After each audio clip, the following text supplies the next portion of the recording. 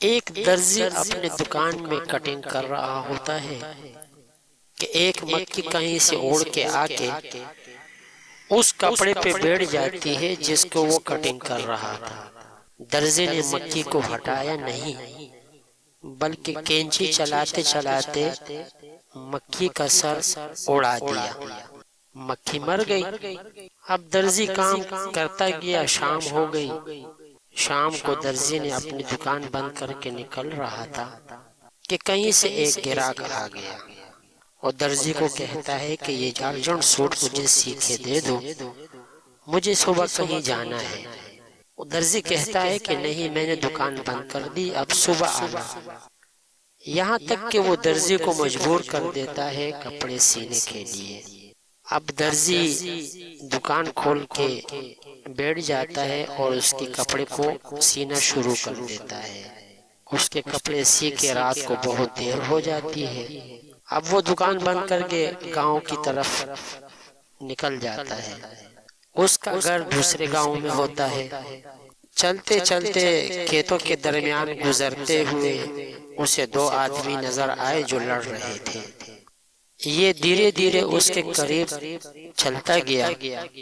جب قریب پہنچا تو ایک کے ہاتھ میں چھری تھی، اس نے دوسرے آدمی کے پیٹ میں گھسیڑ دی اور چھری اس کی طرف پھینک دی اور بھاگ گیا۔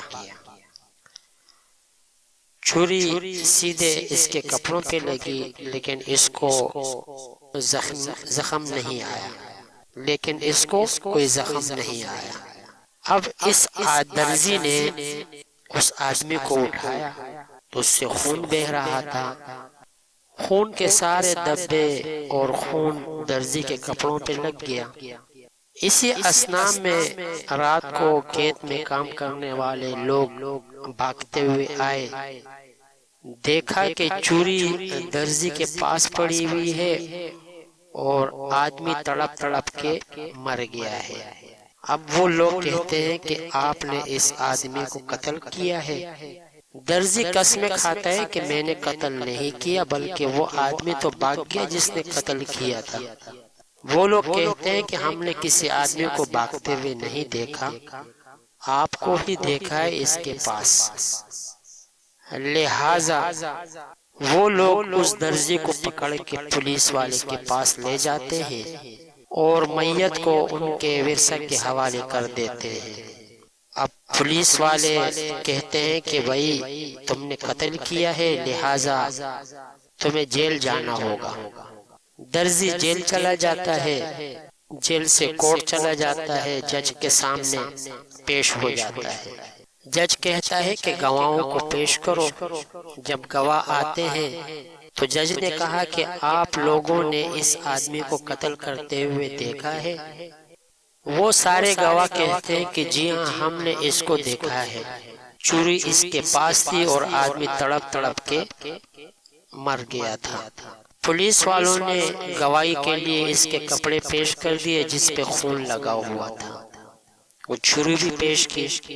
لہٰذا جج نے کہا کہ گواہوں کے بیانات اور ثبوت کافی ہے، اس پہ پھانسی کا آرڈر ہو گیا۔ جس صبح کو اس کو پھانسی لگنی تھی، رات کو یہ جیل میں بیٹھا ہوا اس کی آنکھ لگ گئی تو غیب سے آواز آئی کہ اگر تم نے اس مکھی کو بچایا ہوا ہوتا تو تم بھی بچ جاتے۔ تم نے جس بے دردی کے ساتھ مکھی کا سر قلم کیا ہے، اب اس بے دردی کے ساتھ صبح تمہارا بھی سر قلم ہوگا۔ دنیا کے حساب سے تمہیں اس آدمی کی وجہ سے پھانسی لگ رہی ہے، لیکن اوپر کے قانون کی وجہ سے آپ کو اس مکھی کی وجہ سے پھانسی لگ رہی ہے۔ تو دوستو، یہ کہانی آپ کی سمجھ میں آ گئی ہوگی۔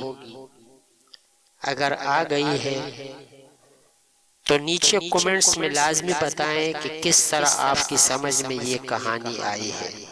اس سے یہی پتہ چلتا ہے کہ جو بھی سانس لینے والی چیز ہے، چاہے مکھی ہو یا انسان، اس کو قتل نہیں کرنا چاہیے۔